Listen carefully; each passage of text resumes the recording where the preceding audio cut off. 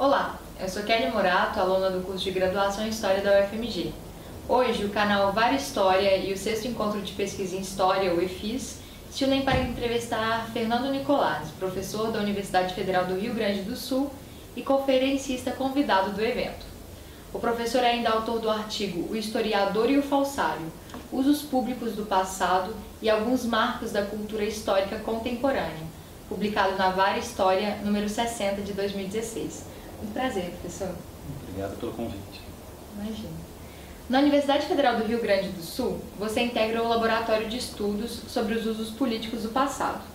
Como a palestra de hoje no EFIS, que leva o título Culturas de Passado e Usos da História, se liga às pesquisas deste laboratório? Bom, o laboratório foi criado nesse ano, em 2017, fazem parte dele um grupo de professores da Universidade Federal do Rio Grande do Sul, cujas temáticas variam em torno dessa indagação sobre os usos públicos e políticos do passado na sociedade contemporânea. É um laboratório que tem pesquisadores também de outros países, como França e Espanha. Então há pesquisas que indagam sobre o uso do passado antigo, da antiguidade, na historiografia brasileira. Há pesquisas que discutem os usos da memória da ditadura no Brasil contemporâneo. E a minha pesquisa, que está integrada nesse laboratório, ela tenta elaborar uma categoria que eu chamei de culturas de passado, que é uma forma de tentar pesquisar, investigar como que o passado ele é utilizado, ele é mobilizado, em alguns casos manipulado, na sociedade contemporânea, no Brasil do século XX, sobretudo, considerando que nem sempre essas formas de uso do passado elas passam pelo registro da historiografia enquanto na sua dimensão disciplinar, institucional, cujo lugar de produção por excelência é a universidade. Então nem todas as formas de uso que se consegue perceber atualmente dizem respeito à história. Então quando a gente fala assim, essa foi a minha intenção de falar em cultura de passado e não cultura histórica, e não tirar um pouco o vínculo com o termo história. E aí alguns exemplos podem ser mencionados. A gente tem atualmente, dentro do campo da economia, digamos assim, alguns usos comerciais do passado, Eu acho que a moda retrô aponta um pouco para isso. Então ela não necessariamente passa pelo crivo de um olhar historiográfico, nem nada disso. E a minha ideia um pouco então é desenvolver essa noção de culturas de passado, para tentar mapear, tentar investigar como que em determinadas experiências de tempo o passado é utilizado. Então se a gente falar numa experiência de tempo contemporânea, a gente pode falar em termos de aceleração do tempo, dessa ideia de que a gente vive um tempo cada vez mais acelerado. Alguns autores sugerem uma ideia de um presentismo, de um presente que se torna bastante abrangente. A gente pode falar, e aí vi alguns outros autores, de cultura de memória, então o papel que a memória assume também na nossa cultura, mas nem toda forma de uso do passado também está ligada a uma dimensão de memória, uma dimensão mnemônica. Então essa é a minha ideia, minha proposta é a partir dessa categoria, cultura de passado, e tentando desenvolvê-la um pouco teoricamente, pensar esses usos do passado.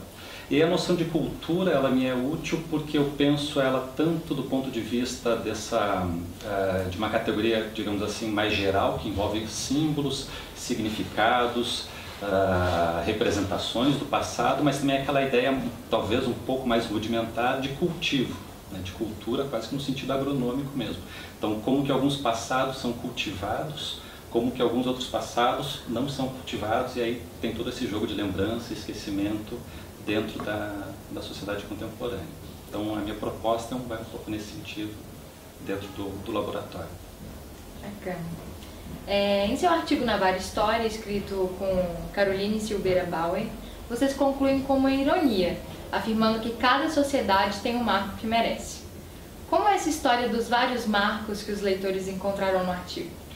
Bom, esse é um artigo que também está dentro dessas preocupações de uso do passado, Ele nasceu de uma conversa que tanto eu como a Caroline mantivemos com o professor Ricard Vinhas, que é professor da Universidade de Barcelona, em que a gente estava comentando sobre um autor espanhol chamado Javier Cercas, e o professor Vinhas mencionou um livro que tinha recém saído, isso foi em 2015, o livro saiu no final de 2014, sobre a história de um dos marcos do artigo, que é o Henrique Marco Bartling, que é um catalão, e ele se tornou notório dentro do contexto espanhol por ter inventado, por ter forjado uma memória de que ele teria sido um resistente dentro da Guerra Civil Espanhola e que também teria sido vítima dos nazistas, ou seja, ele teria sido encaminhado para um campo de concentração.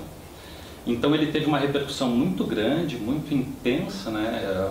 Ele próprio diz que ele reativou uma memória do Holocausto dentro do contexto espanhol, mas tudo isso a partir de uma falsidade, né? Então ele chegou ao ponto de falsificar o documento que em tese diria que ele fez parte daquele campo de concentração. Então aí, nesse primeiro marco, que é a ideia do falsário, né, indica um pouco como que esses usos do passado atuam na nossa sociedade. Nem todos eles têm um sentido positivo, nem todos eles estão marcados por um princípio de veracidade, né? E o que a gente achou bastante curioso foi o fato de que o Marco ele chegou a cursar História dentro da Universidade de Barcelona, né? Então, de uma certa maneira, ele dominava os princípios, os requisitos metodológicos para lidar com esse passado, né? Já o outro Marco, aí é o historiador brasileiro Marco Antônio Villa, que tem uma considerável audiência dentro do contexto político brasileiro. E aí é um historiador profissional, de fato, enfim, em que ele também, a partir de um texto publicado num periódico, né, no estado de São Paulo, que serviu de introdução para o livro dele, Ditadura Brasileira, a nossa indagação foi ver como é que também, aí não tem nada a ver com falsidade, mas como é que uma certa interpretação sobre um passado que a gente pode definir como traumático ainda na nossa sociedade, faz parte também desse uso do passado. Então, a nossa ideia é tanto pegar alguém que joga muito com a memória, quanto o campo da historiografia, tentar investigar um pouco os pontos de contato, os pontos de atrito entre essas duas dimensões, da memória e da história, mas considerando que ambas fazem parte de todas essas tensões, dessas disputas sobre o passado no nosso contexto atual. Então, a memória é um desses discursos, mas a história também é esse. Isso não quer dizer que um seja melhor do que o outro, né? Mas que são discursos que estão sempre tensionados para lidar com diversos passados, né? E aí, no caso, é o passado da ditadura, mas atualmente a gente pode pensar o passado da escravidão, como tem sido bastante reatualizado, reutilizado, né? Nós tivemos recentemente no Vale do Café, no Rio de Janeiro, uma fazenda que começou a explorar o aspecto turístico da fazenda, reencenando fatos da escravidão. Também gerou uma certa repercussão, né? Então tudo isso faz parte dessas disputas. Um pouco a intenção do artigo é colocar os historiadores nesse debate, né? Como é que os historiadores podem lidar num contexto em que a gente tem uma proliferação de memórias, uma proliferação de passados, e o que nós temos a partir da historiografia para contribuir com isso. Bom, professor, muito obrigada pela entrevista. Eu que agradeço e gostaria de parabenizar vocês pela proposta dessas entrevistas. Obrigada. O artigo está disponível na plataforma Cielo e no nosso site www.varistoria.org. E você continue assistindo ao nosso canal.